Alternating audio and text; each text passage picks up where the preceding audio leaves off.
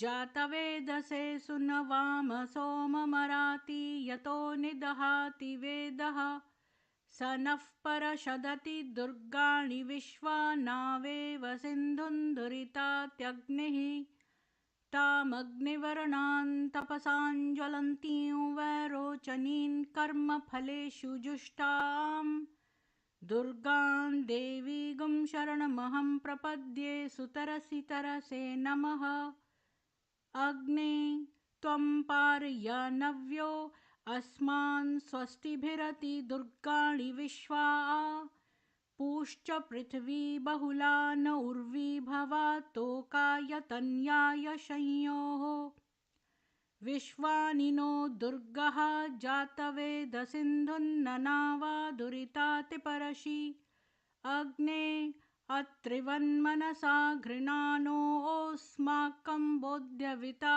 तनूनाम् प्रतनाजितगुं सहमानमुग्रमग्निगुं हुवेम परमात्सदस्थात् स नः परषदति दुर्गाणि विश्वा क्षामद्देवो अतिदुरितात्यग्निः प्रत्नोषि कमीड्यो अध्वरेषु सनाच्च होता नव्यश्च सत्सि स्वाञ्चाग्ने तनुवं पिप्रयस्वास्मभ्यञ्च सौभगमा यजस्व गोभिर्जुष्टमयुजो निषिक्तन्तवेन्द्र विष्णोरनुसञ्चरेम नाकस्य पृष्ठमभि संवसानो वैष्णवीर्लोक इहामादयन्ताम् कात्यायनाय विद्महे कन्याकुमारी धीमहि तन्नो दुर्गिः प्रचोदयात् ॐ शान्ति शान्ति शान्तिः।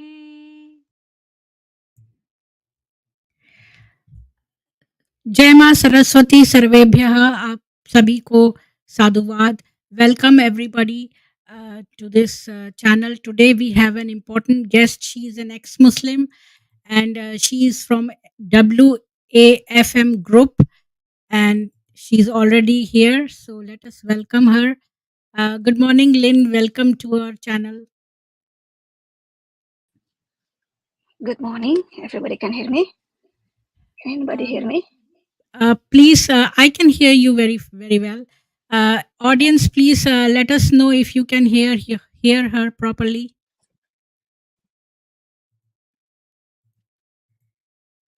Please, somebody comment whether they can hear her properly or not. Can you hear her fine?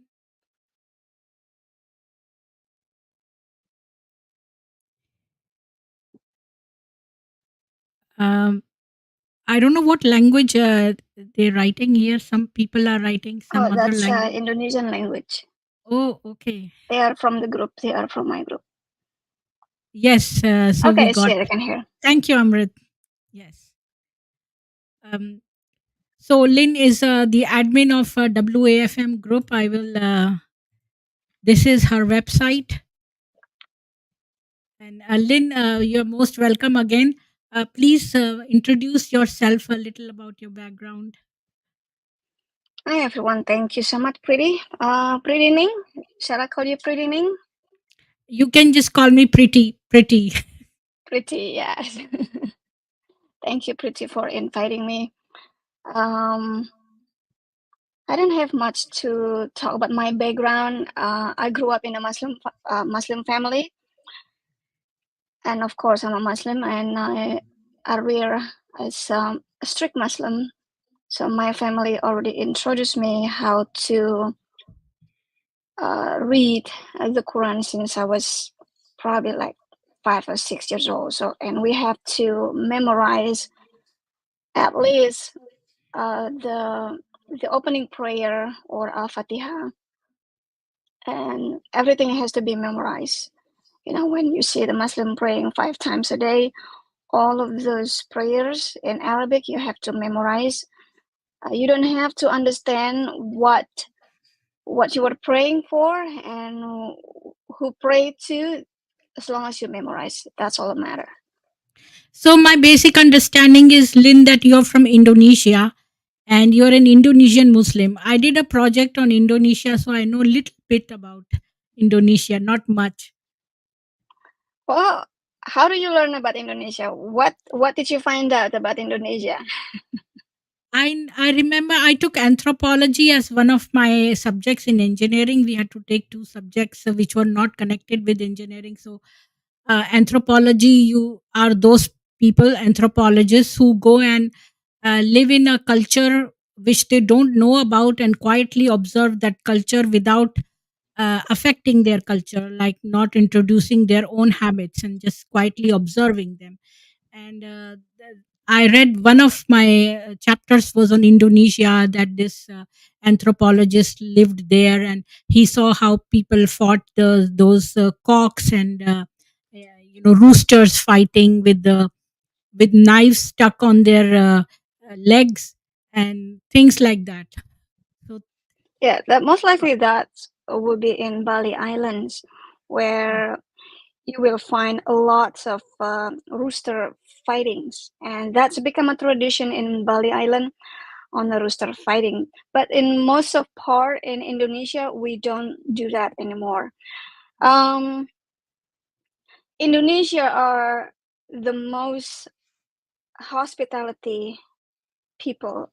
I mean, the majority, the average people. Indonesia, if you separate Indonesia from the religion, Indonesia are the most hospitality people in the whole world, and they will love to host you. Um, they are polite because we taught to be polite.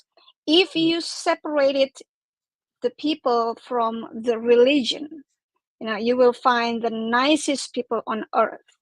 But when you combine the religion and the religion take over the people, that when you see a totally different things. The hospitality, it seems like no longer there.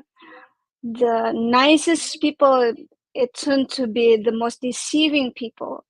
So, like I say, if you go far away from the city, if you go, say, to the most privileged place, you still find those people.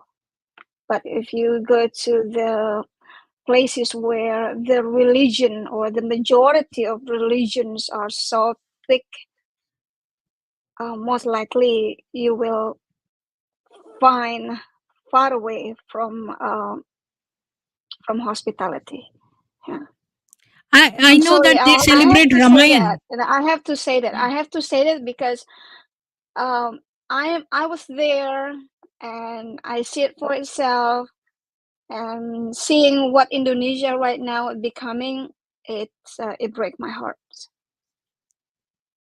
I know they celebrate Ramayan. They have Ram Leela and all this, and they had coins of Ram, the deities, the Hindu deities, on their coins. So I know that. So Yeah, the majority of Hindu, people in the Bali Indonesia are Island. Muslims. Yeah, the majority are Muslims, but they are, like I say, Bali Islands still hold the how do you call it? The Hinduism, still hold the tradition, still hold their ancient religion, which is Hindu, and they are very hospitable. I mean, the nicest people. Many times I went to Bali Islands before Islam infiltrate Bali Island. Bali Island can be the safest place that you can be, but since Islam's of infiltrate Bali Island, it's like no longer different than any other place in Indonesia. You have to be really careful, and a lot of pickpocket, a lot of trickery trick, uh, in Bali Island. You just have to be very careful. If you don't know anyone in Bali Island, I suggest you not to go. If you know somebody, then that somebody has to be somebody that you trust and knows around Bali Island, then you can go to Bali Island. I So myself maybe cannot the go there. it's because people are dependent on tourism, and that's their Yes, only means of yes. So you yes, grew up in a very strict Muslim environment. And how many correct. siblings were you? I'm by myself. I'm You the were the only only child. child? Wow. Yes. So you had to memorize Quran without understanding the meaning. You don't need to understand. In Islam, you don't need to understand what you're reading, what you're praying. As long as you memorize, as long as you speak Arabic, then Allah will heal you. Period. Then what happened afterwards? Did you study? How much did you study? And did you have religion as your one of your subjects? Or Well, my I went to school as an international school, so I study language and culture, and I study some culture, including India's culture, mm, and I study the Hinduism culture as well because that's my major studying cultures other than Indonesia. So that was not my major at that time in religion. But as you grow up and your parents expect you to be what you call it in religiosity, so I study more. I study more. I finished just reading the Quran from uh, Al Fatihah to An Nas, which is from Surah 1 to Surah 114, from 1 Juz to Juz number 33. mm, I finished those, and the Ustads, or the leader of the Islamic community, allow me to teach how to read, from Arabic alphabetical to the fluent one.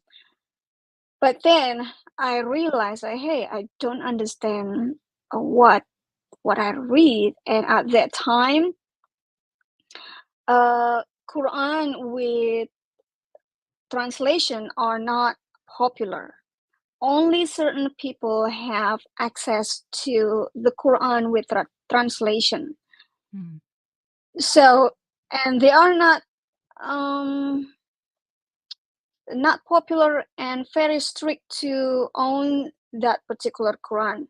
So one of my friend from high school introduced me to this, like a group, a group of a Muslim, and over there they have the Quran with the translation, and I study the Quran in the Arabic and also in the translation, and we study more in the translation. mm, And the more I study, the more I becoming um, radical. When you study mm, the Quran and you have a desire for your mm. God, you have a desire to follow your religion, you become an extreme, and Yes. that what I I have a was. I question. become an extreme. In India, Yes. like they have religious schools called madrasas. So many Muslim children, they don't even go to regular schools. They go to this religious school, and in that religious school, the teacher, he beats the hell out of students, and he makes them memorize. They even say that the parents, they expect their children to be beaten. They say that the flesh is yours, the bones are ours. So they make them memorize, and some of the girl students, they have teachers come to their home and teach them Quran. So did you have this madrasa type of education, or any teacher came to your house to teach you Quran? No, no, that's called madrasa or pesantren. Yeah. How do you call in English? Pesantren is like Center, boarding boarding. boarding Yeah, yeah, school. Yeah, like a boarding school. yeah. They're taught only Islam, and their discipline is more like abusive, not a Yes. discipline. And also, in that place, in that boarding school, So much so happen uh, sexual abuse, whether Yes. a girl or a boy. And that's what I've been exposing. Every time we have a case and I expose it to of course to Indonesian community, because I speak Indonesian and my partner is also Indonesian, and we bring up the topic, this is what's happening in Indonesia, this is what's happening with the boarding school, Islamic boarding school, Mm, because the government are not paying attention of mm, these schools. They have no regulation. They don't have a strict regulation for the boarding school, for the expensive Islamic boarding school with the strict regulation. mm, They are okay, but for this small boarding schools with their own curriculums, their own teacher, they pick their own mm, teachers, that when you find lots of problems, and they are not cheap. Many parents sacrifice their life, their wealth, to be able to put their children into these boarding schools, expect that one day their son or daughters will be imam or will be a teacher of their religions. But in mm, fact, when they came home pregnant, they've been abused, they're traumatized, they live with fear, and they've been sodomized, mm. sort uh, abuse. That's what's happened in these boarding schools. In India, 99% of all these boarding schools, all these madrasas, they are boarding schools only. And many poor people, they send their children there because they get free food over there. So then the Maulavi who is teaching them there, he sexually abuses them also at night. I have one boy come to on my channel. He was in his teens. He said that every night he couldn't sleep. He kept one of his eyes open to see one boy, the good looking boys. The Maulvi used to place his hand over his VV, and then that's how it starts. And then there is a person who applies medicine if their uh, particular the part gets affected, then he applies some medicine over there. So there is a medicine person also over there. So the situation is worse in India, and they are asked not to disclose this to anybody and to keep it as a secret. And this trauma goes on, and they are not to speak about that because it is a matter of their own prestige, the families. So they won't believe the families on their own children are afraid to disclose it to their parents. So it's the same everywhere. In Indonesia also, it's the same. Yeah, wherever the majority mostly happen with the countries where I would say lack of education, lack of a discipline, um, lack of authority, Mm. where corruptions are, because I know India is now um, the largest have the largest population in the world, and now it seems like India also have an issue with the Islams, with Pakistanis who immigrated to India. Am I correct me if I'm wrong? And also because India also next to Afghanistan, am I correct? Or Yes, it's like has even surpassed China. China used to be the number one in terms of population, but in India, when the India divided into two parts and half was given to Muslims and half for the Hindus were hospitable and they asked the Muslims to keep living there. And so, not all Muslims went to Pakistan. So, that was the most foolish thing. We divided the country and the cash and all the assets, and some Muslims remained behind and they multiplied. Whereas the Hindus over there were all killed. In Pakistan, the statistics of Hindus has declined to very low percentage, whereas in India they multiplied and they multiply exponentially. So they have become a nuisance. since our government is still Hindu, so we have little bit say. But in Indonesia, your government is Muslim, I suppose. So that's why when you complain about these sexual abuses going in madrasas or boarding schools, they don't listen because they already expect that. That's what my thinking is.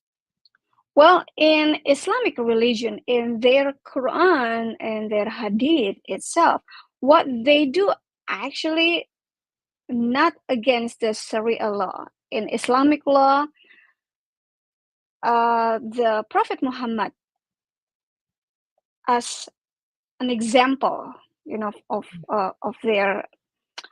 um, their prophet, giving an example, he marrying a 6 years old child and then start penetrating at the age of 9, and also have many young wives. Mm. And it's become the role of their religion. What's so funny is Indonesia itself is a democratic nation, not Islamic nation, but many of the law slowly turn into the Islamic law. Like they have the blasphemy law, this blasphemy law just to protect Mm. Islam and the religion from being attacked, um, exposing from being exposed. So, for example, I'm a Christian. If I read the Quran and expose the Quran, they call me. They will call me um, a blaspheme, Mm. blaspheme against their religion. Even though what I'm doing is just read, and they say, well, because you're a Christian, you have no right to read our Quran. But it's okay for them to blaspheme our Bible. It's Yes. okay for them to mock our God. And it's like See this. no big deal. It's exactly like no big deal if you mock our Jesus. It's no big deal if you're threatening our lives, but it's a big deal if we just read their Quran. The blasphemy in law is not to protect Islam but to attack others. This, later on, as time goes on, they will start attacking and killing people, and then they will say that he has, blasphemized or he has said something against Islam, even though that person has not said anything. So this is their modus operandi. They start with this, that, oh, you have said something against Islam. Later on, it will become like they will, for no matter, they will just decapitate a person, and they will say that, oh, he said something against Islam, even though that is not true. So this is just a strategy to kill other people without any cause. I think you're right. That has I happened. think you're right. Yeah, I Yeah.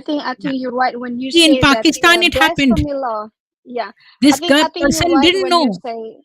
Yeah, he had seen a poster and he just thought that the poster didn't understand it, and he just removed or did something, and they killed him brutally. So that's just a strategy. Yeah, yeah. I say it again. I think you were right when you say that the blasphemy law is not to protect their religion, but to attack other people when they start speaking out against their religion. And I think you're right because one of my friend, also an ex-Muslims, he he was reading the Quran, Surah 71, about Al Jinn. It's called, the Quran's name is the Al Jinn. Reading that the Prophet Muhammad was surrounding by jinn, by I mean jinns, right? Surrounding by jinn, not by the angels. And then when you read the Quran, you're inviting jinns to come to you, to listen to the this reading of the Quran, and which is true. By just by that statement in some of his YouTube YouTube monologue, he charged for 10 years in prison. And then during the trials, he was abused in jail. He even forced to uh, eat somebody else feces, and he was beaten, broken bones, and then now he experienced more illness in jail. His body is fall apart. So what they mean to put him 10 years in prison, they expect him to die in jail, in the prison, so he will no longer expose Islam. And also, it's a way to expose, it's a way to threatening. If you do this to our religion, this is what's happened to you. Mm. And this is the reason why a lot of apologetic Christian apologetic in Indonesia has to be really careful what they say. They have to hide their face, fake Mm. name, and they have to use a VPN so they cannot locate whereabouts their location, because the police are constantly tracking these people, whoever expose Islam. And you will find a report. Oh, this Muslim report this is happens all the time. Yeah, and you don't have to do anything. Just expose. Just say Islamic prayer, and then you eat, for example, for eat pig, you eat pork. They call it blasphemy law. And Mm. one Muslim, she ate pork. They just kind of chewing a little bit pork with Bismillahirrahmanirrahim, with the opening prayer, and she got sentenced to jail for, I don't know, maybe like 3 years, just Yeah. for saying Bismillahirrahmanirrahim and eat pork. That's Yeah. ridiculous. In Saudi Arabia, if they are having this Ramadan or the fasting month, if they find you eating food, they will put you in jail. So they impose their religion on other people. That's true. Yeah, it's happened in Indonesia, in Ramadan, where it's the whole month of fasting. The police are tracking down every restaurant who open in the midday. Mm. Ridiculous, really ridiculous. You know, Yeah. other religion who are not Muslim, they forced to starve. They forced to follow their religion, even though Islam is not in the constitution. But funny things, when you have Islam as a majority, that's when the chaotics begin. We can see what's happened in Britain, in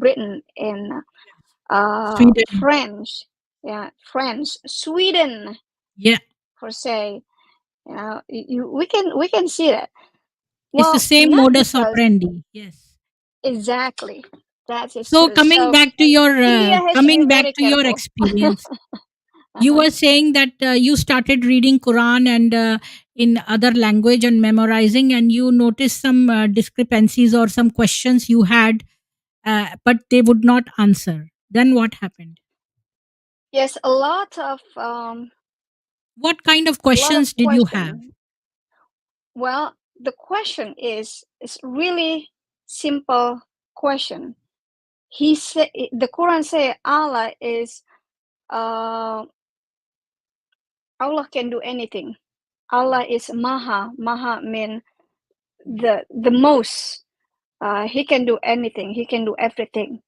He is able, right? He said he is able. But then the other things, the other in the Quran also, that you cannot talk to Allah. Allah is not a human.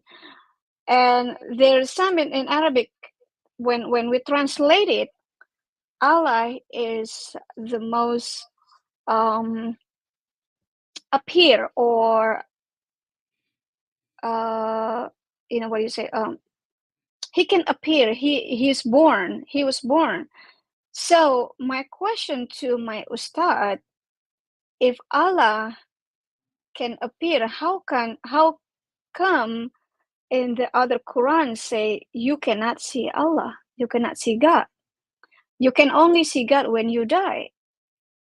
But in the other scripture that Allah is appear as a man, with the green In shirt. what, in Quran? Do you know the verse where Allah appears as a No, I don't, I person? don't, I don't, I don't remember. Hmm. Uh, Maybe one of my friend in the chat room able to say that Allah is appear, and in the names of Allah, 100 names of Allah, it's appear that Allah is a Khairul Makirin. Yeah. Khairul Makirin is Allah is the best deceiver.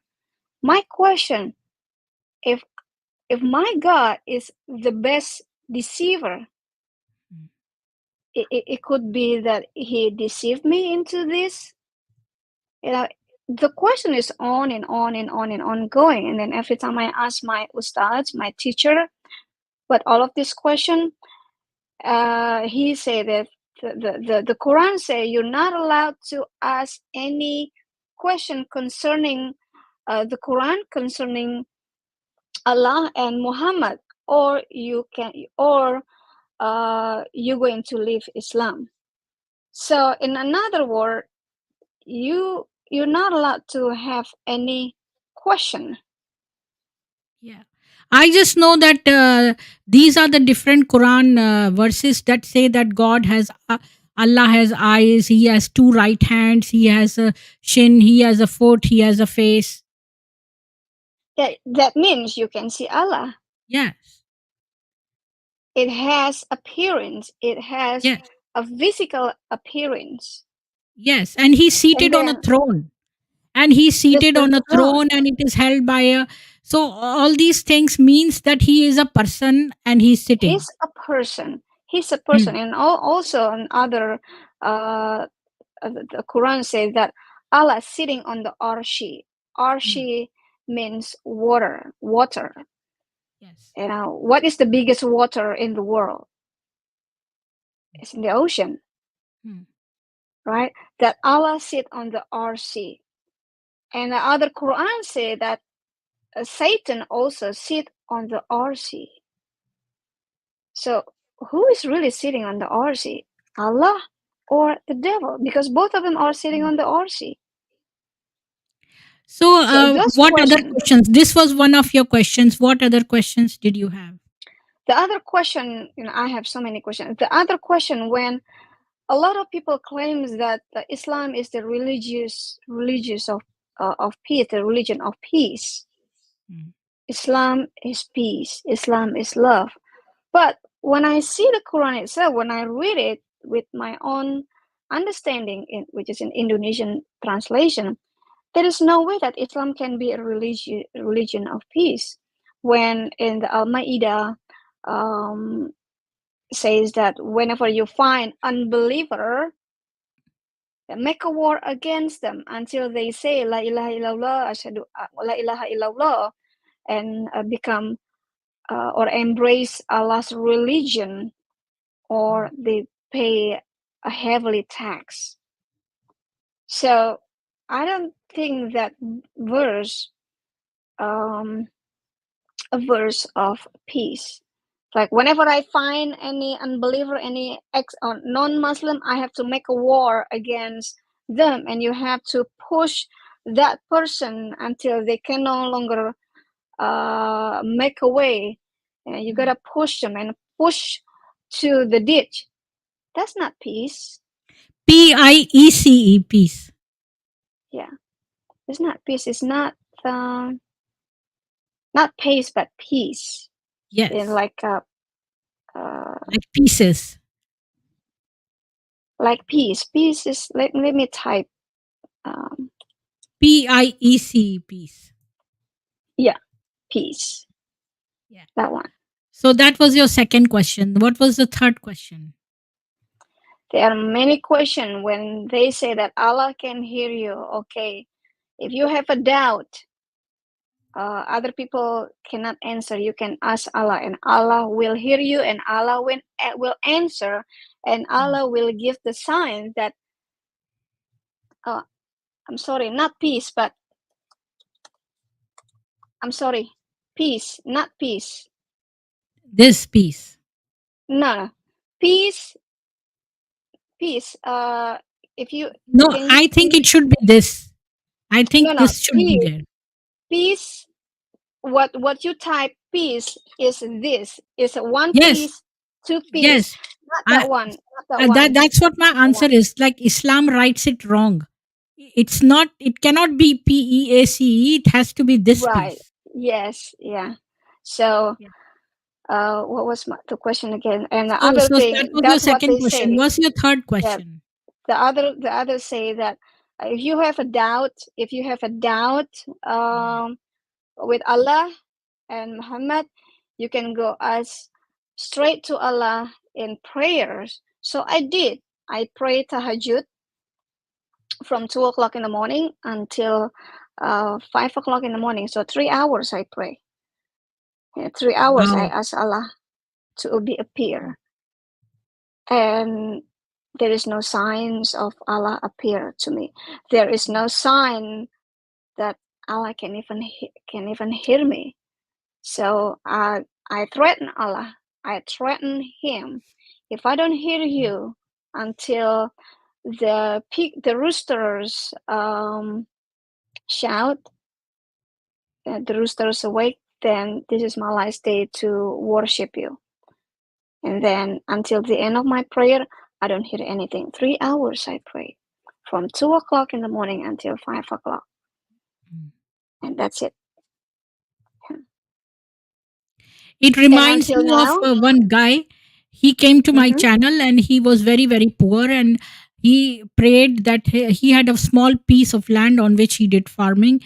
And he was so much in debt and he was so poor, he didn't have money to even eat food. And his mm, a piece of land didn't grow anything. So he prayed to Allah whole day. He said, "I'll give me something," but nothing happened. And he said he was so passionate about God appearing, Allah appearing, and he asking for even necessary food to survive, but he didn't. And then these Maulavis or these Islamist educationists, he went to them for help, and they said that they would buy his land, and that too they didn't give him the land. They didn't give him money for land. They gave him very little money, and that's why he left Islam. I just was yeah, reminded when you said it's whole day. phenomenal. It's become phenomenal. Back in 1999, when I left Islam, the population, the percentage of Muslim in Indonesia was probably 90% Muslims in Indonesia. But now, come to reality that the Muslim population, this is not including those who hide their identity as an ex-Muslim, down to 80%. So since 99 until today, uh, the population, the percentage of Muslims is low to 10%, and that's a lot of people. And that's not including those ex-Muslims who still hide their identity. Mm. In fact, we just baptized one ex-Muslims from the boarding house, and she was a teacher from the boarding house. Mm. And then she come at the conclusion that uh, Islam is not for her. So we baptized her, and now she's on our discipleship. And praise God. And nothing is impossible with God. And also, I have just a testimony from one of my partners. He also an ex-Muslim. Since he left Islam, the governments, the neighborhood, are neglected him and his family. One day when they just finish worship on Sunday, because we do worship on Sunday, he only have, say, in our money like 30 cents. That's all he has, 30 cents. So with the 30 cents, he has two children, so four that he has to feed. With the 30 cents, he bought two packets noodles, and then they cooked those two packets noodle and divided into four. And uh, he asked God, he asked Jesus, and he basically asking, Lord, what am I gonna do? I don't have anything anymore. What about tomorrow? How am I going to feed my two children and my wife? Because I'm as a head of the household, I have to supply their needs. And then not long after that, somebody's knocking the door to say, "Hey, do you want to work tomorrow?" It's like a labor work. So he got a job. The next day, he got a job, and in half a day of work, he was able to receive $80.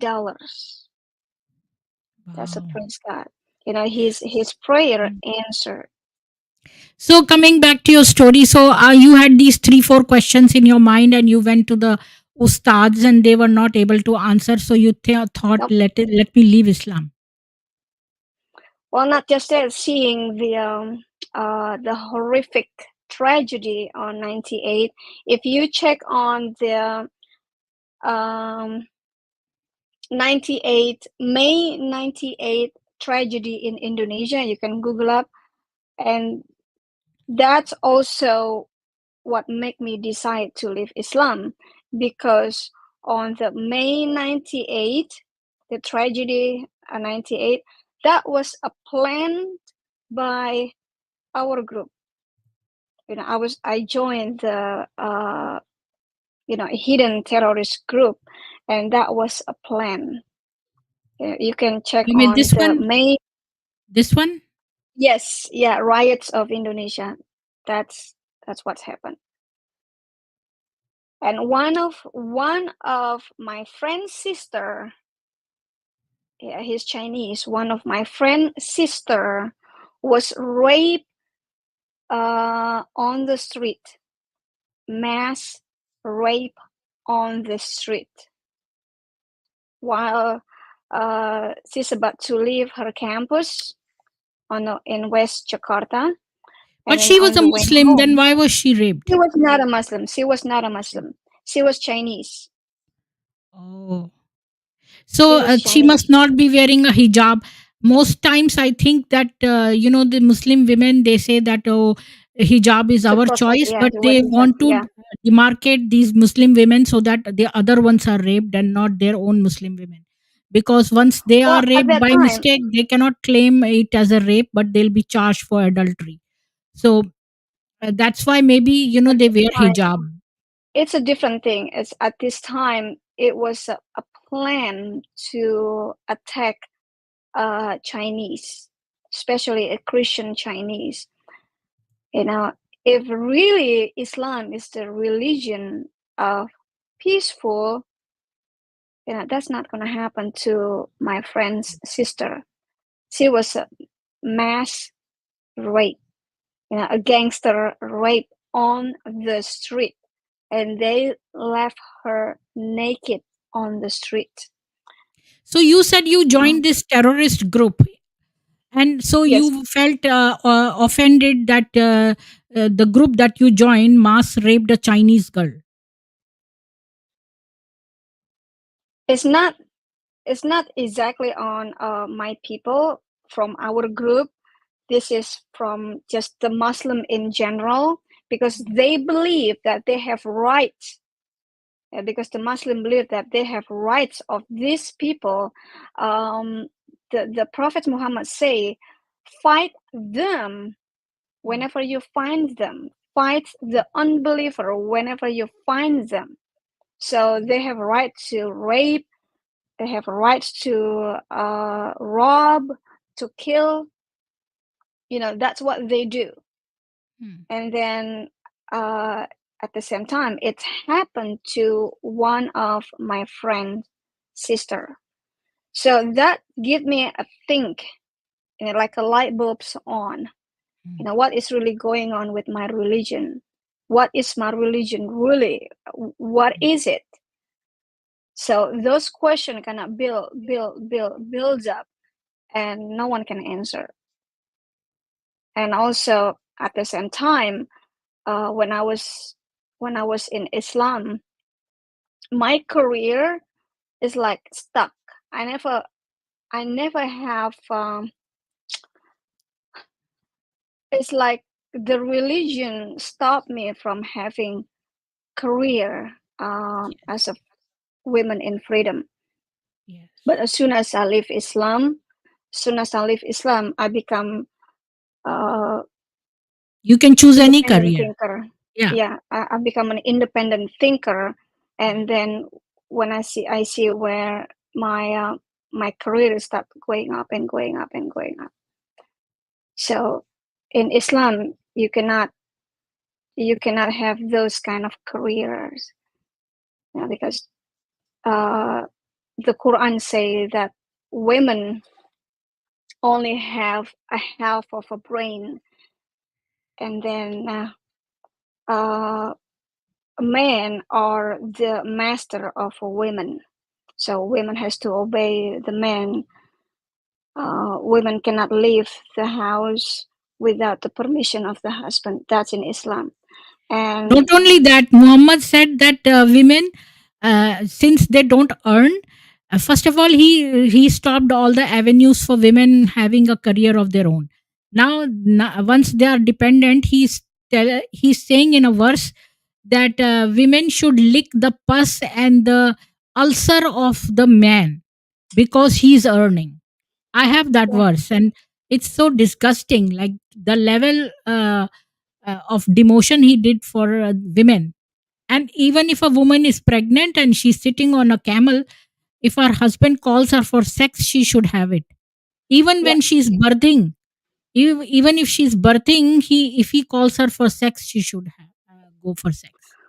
Well, Anisa 24 and Anisa 34, it says right there that if the women's refuse, uh, the husband can beat the hell Yeah. out of a woman, Mm, and yeah. a woman is just like a tilting ground, and you can tilt anytime you want, whatever, however Yeah. you want it. So even if a woman have a menstruation or in Mm, periods or in pain, it doesn't matter. Whatever, mm. it doesn't matter whether women cannot or in pain or sick. You have to satisfy your husband. Yes. This is become the issue to me. You know Because I'm a BDSM. Do you know about this term called BDSM? BDSM. I don't know what is It's that. a bondage. It's bondage, dominance, masochism. It's like uh, it's a sexual kinky game.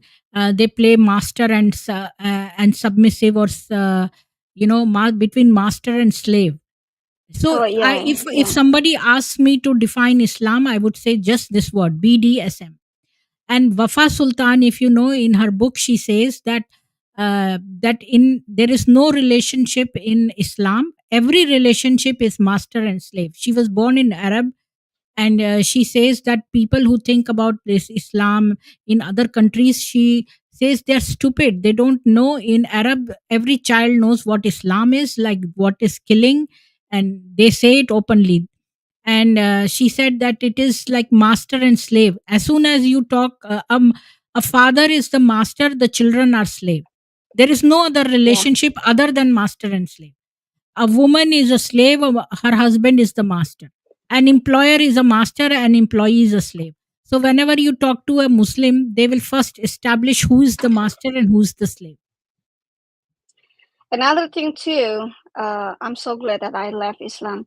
I Mm. am anti polygamy. In Mm. Islam, uh, men can have up to 4 wives, even though Muhammad have 13 wives. So men allowed to have 4 wives, and then men At also one time, allowed to. at Yeah, one you can time, have four I wives know at one a time in one person who house. had 96 wives. He would keep having Wow. four at one time. He would keep divorcing one and having a new one. So he can have any number of wives at one given time. He As should long not as have more. four at this, as long as you have four at one time, and Hmm. also men allowed to have what do you call it, like a slave, not a slave, but assistants. You know, the housing assistants. You can sleep with her. You Yeah. can sleep with women in transaction or a mut'ah. Yeah. Mut'ah means a Yeah. temporary marriage. Yes. Yes. If I pay you, or if a man pay the women and agree on a certain amount, man can have sex with her in agreement, and then Yes. if both of them are satisfied, then the payment, uh, has to be paid. It what's the difference than a prostitution? Yes. Exactly. And I'll tell you, Lynn, that there was this girl, this man who came on the channel once, and he said that his mother was sexually abusing him because his mother was married when she was a little girl, and his father was very old. So women are not allowed outside. So when she grew up little bit, she had started having these sexual feelings, and she started taking it on her own son. So it's like an abuser Wow. abuse cycle, and it goes on in multiple dimensions, and it's like pedophilia, polygamy, and all this sexual abuse. This keeps on multiplying in many vulgar ways. There is no pedophilia in Islam uh, dictionary, because the Prophet Muhammad did as an example. So there Yeah. is no such a thing as pedophilia. There is Everything no is because punishment in for the name rape of also. Allah. There No, is there no is no punishment of rape. punishment. No, and you cannot accuse men to rape Yeah. unless you have four witness, four men who witness that you were raped. I mean, these Yes. four men have to witness that this man penetrate you, and this man has to be able to explain to the judge, yes, judge, this man penetrate his genital into Yes. this woman genital in such a way, in such a way, such a way. So why So won't that's those four men ridiculous. stop the rape? Why would they keep watching and not stop the rape? I don't That understand. And that's my rape is done. concern. And rape is always done in like remote places. It's not done where four people can watch. So that's such a stupid thing. Exactly. So if you accuse, oh, this man raped me, and you have no witness, there is no four men witness that he penetrate you, there is no rape. Yeah. And the woman has to pay the consequences because he accused the man. So this is a ridiculous law. And Actually, the he was other thing against his too. mother. Muhammad was his mother left him when he was 6 years old. So he was Mhm. taking it out on all women. So he was. That's why everything. All his verses suggest that he is so much hateful of women. Yeah, that's Everything. true. So you Because he decided to hates leave women so Islam. much. When you decided to leave Islam, did you speak about this to your parents, and what was their reaction? I spoke to my mom. My mom is the first one who knows that I left Islam, because I have a close relationship with my mom. Oh, she was crying. She's crying almost every day. Who gonna bury me? Who gonna Mm, pray for me? You know, what's happened if I die and you're not praying for me? So she put me into a guilt. You know, that's what mm, Muslims do, mm, make you feeling guilty. And then no other family knows that I left Islam until uh, nobody knows. I was agnostic for 13 mm, years. mm, And after I left Islam, I left agnostic. mm, I mean, searching for the truth, searching for the true God, searching for God who can answer my question. So mm, that's my challenge to God. whoever you are, God, that's my challenge is if you can answer my question, you'll be my God. And Jesus answered my question. So he is my God. So um how do I So, was forgetting what I want to say. so your parents now, did they change? Your father, Yeah. he must have come to know that you left No, he Islam. doesn't know. He doesn't know. He doesn't know Mm. until I I receive I become a Christian here in America. I left Indonesia uh the end of January 2001, until now. Mm. Uh 2012 I become a Christian, and then 2013 when I finally tell my dad. My mom passed away on September 11, 2001, exactly as the Twin Tower got hit. Um, that's when I told my dad I become open that I left Islam and I become a Christian. And then my dad disowned me, as a child at that time. So that was like become a last conversation. Mm. But praise God, we have a bill. We reconnect Mm. again. We reconnect again. And then my uncle, as soon as I told him about my new faith, he wants to kill me. He Mm. say he will be the first one who will separate my head from my body. Mm. That's what he said. And until So, today, mm. still the same. So when you were Islamist that time, were they not speaking about your marriage? Because my guess is that they start marrying their girls at a tender age.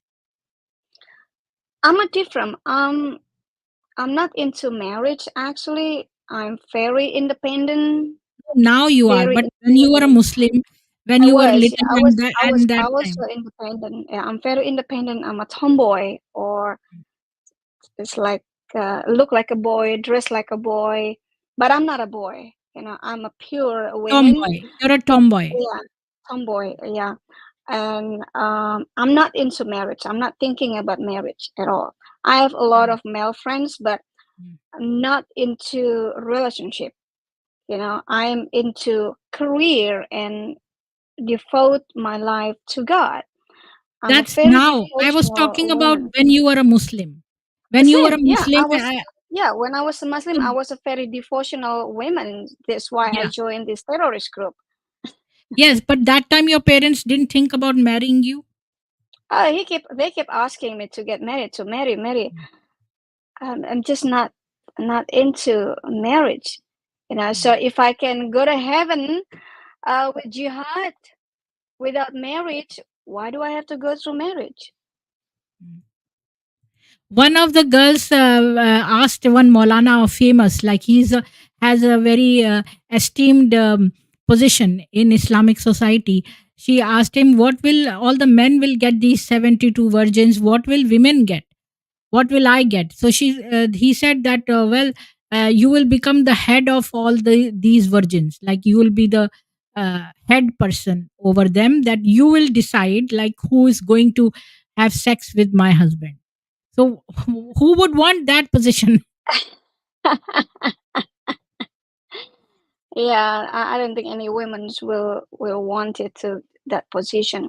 And the Yeah, Quran says that most women are in hell anyway. yeah, They got this 72 virgins from hell, not really a human being. yeah. I mean, This is just a ridiculous promise by their God. 135 feet tall, with their transparent skin and voluptuous body and boobs and big eyes and all that. This is all dreams of a desert dweller who didn't have these things. So, like after death, everybody will have new bodies and they'll become 30-year old and they will have uh, uh, erection, permanent erection. That's not possible. So all these stupid things are written there which are not Yeah. feasible. Yeah, actually, the if you go to the original translation, it says maiden. They will receive 72 maidens. Mm, Maidens are not a fully formed a women, like a fully mm, formed women are in mm, their 30s. But mm. maidens, when you No, go no, to men will Google, become 30s, not maidens.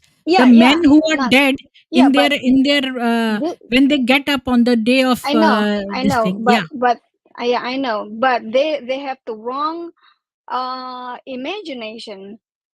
If maiden, if you go to the ages of maiden, they are Mm, between 12 years old to 19 years old. You know, mm. when you're 12 years old, you don't have a big boobies like a Playboy magazine cover. You don't have it. 15 years old, you don't have that big boobies as their imagination, like a papaya or like a melon. You don't have it. You know, they have the wrong imagination. Maidens, Yes, 12 to 19 years old, they like children's. They like women when they just, they just flowering. It's a yes. virgin. It just grown up Well, as they'll a have woman. small boys also. Gilema. They will have That's true. small Yeah, boys also. they have boys. You know, their heavens are no different than A a brothel, a boarding divine brothel. brothel. Yeah, like a brothel Yeah. or a house of prostitution. But who wants that? I Yeah, don't think any woman wants that. and these people still believe that they are going to have such a thing, you know. I It's know that's incredible. Even people who are educated and they know they are doctors, engineers, they would believe such stupid things. yeah. Well, that's become my job now. That's become my responsibility to expose Yes.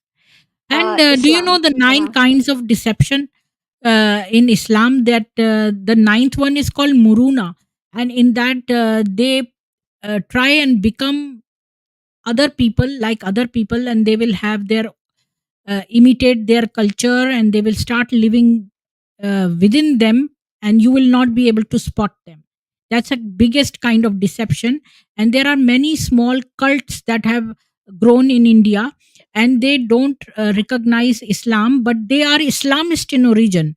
And you'll be surprised that they have inserted Allah into them and Hindu deities in them, and they are prospering in India because they people don't know. They see the Hindu deities, they think it's a Hinduism. It's not Hinduism. For example, Brahma Kumari cult, they all show Hindu gods, but they are in fact Islamist in origin. There are many such cults in India. That's Yeah. something you should look into too, because in Indonesia also they might start something like that. You will not know it is Islam. It will have everything, a little bit of Islam in it, and they will merge it with some other culture, and they will try and deceive people like that. You know, Right. like if you don't come and in this trap, let me set 10 other types of traps. If you will not come in this one, you'll come in this one, or this one, or that one.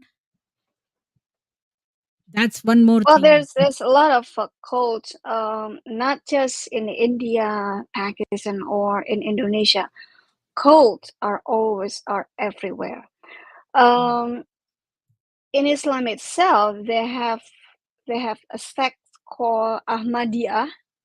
You know, Ahmadiyya believes that Isa are already coming to the world, and they have their own prophets. So they believe that Muhammad was not the last prophet. They have their own prophets. It's called Ahmadiyya, They are not and recognized with either Muslims. You know, they don't.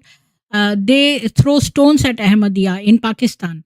They say Ahmadiyya are not the really, people. Yeah, they are not Muslims. They say that they are yeah, somebody called Husseinis also, and there is some, Husseinis. Yeah, they have yeah, Husseinis. Husseinis. They say we are Husseini Brahmins, and they're trying to Hmm. merge with Hinduism, and they call uh, there is one priest of a Islamic mosque.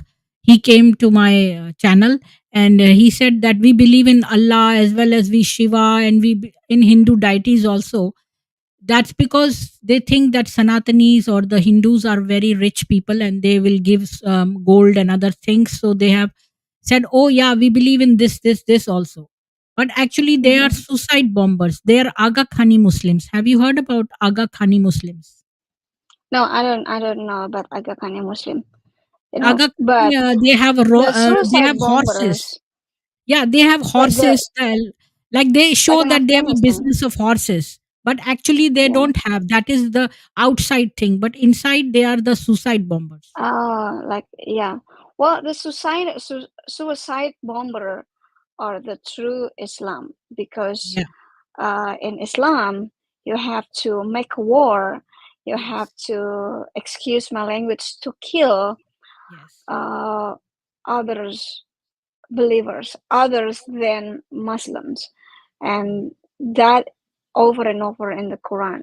Kill them, make a war against them, mm, pressure them, make a terror mm, against them. That's on and on and on and on, you mm. know. I was reading And their book, and they said mhm, that if a farmer is doing farming and is happy and is a Muslim, he will go to hell unless he does jihad in the way of Allah. So they have to do the jihad, and yeah, the biggest that's true. jihad is in which the horse dies, and there is a lot of blood. That is the biggest form of jihad, and that kind of jihadi will have the seventh layer in the heaven. Hmm. Hmm. That's And like that's a yeah, ridiculous promise. and Muslims, All they are mhm, they are their trying to make. heavens, Yeah, go ahead. yeah, their heavens. It's full of sexual uh, activities. Yeah. They say, "Oh, this is something that we hold on to." Sex parties. That's what a man thinks. Always sex parties, and we're going to have that in Jannah. Uh, I'm speechless with that ideology. Yes. And nowadays they make excuses saying that, oh, jihad is internal jihad to kill all your. They try and copy the Hindus because in Hinduism, all the scriptures say to kill the inner vices like anger and all that. So they have copied that from there and they say, oh, jihad means the internal killing of all these vices in us. It is called jihad. But here it is wrong because in their book it says that if you are disabled and cannot go for jihad, so the disabled are excused, and if you are sick, then when you become better, then you have to do the jihad. So if it was in internal jihad, this verse would not have come. So it's an outright lie. Yeah, just an excuse. Well, my last word for anyone who watch this channels, because I connected to my channels as well, one channel which is Live Islam Now. You can go to Live Islam Now channels.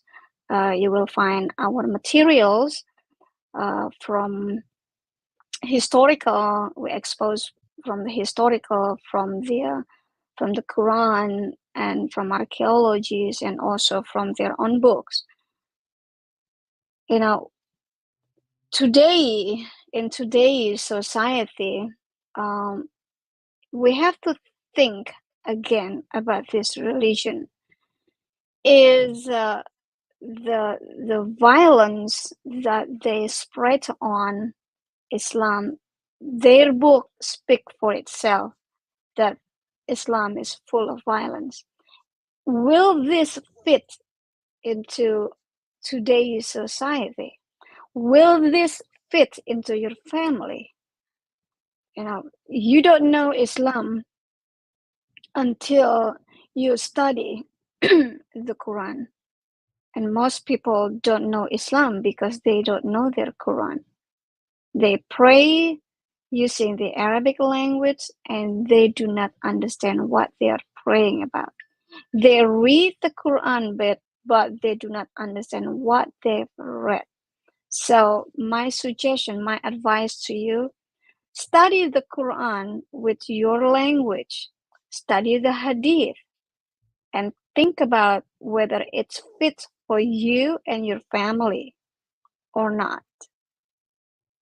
That's my challenge for you, for all of you. Challenge for everyone.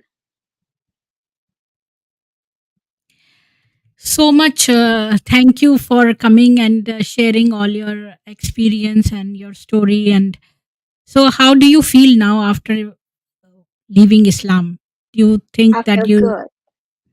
feel That's my best decision in my entire life. Leave Islam.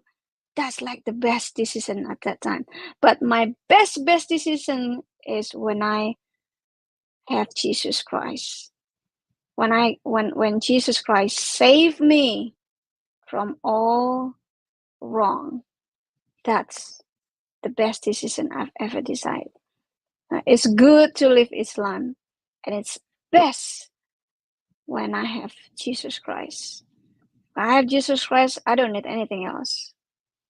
That's all. so? You it's been 13 years you left Islam.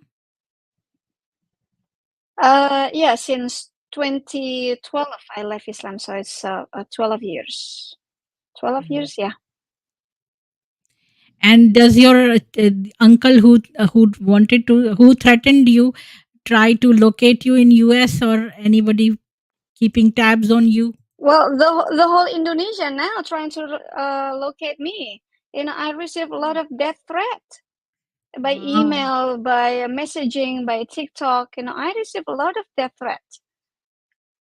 And that's become my pleasure. That's become the joy of my life. When I receive such a hateful comments, even right now in the YouTube, that's become my joy.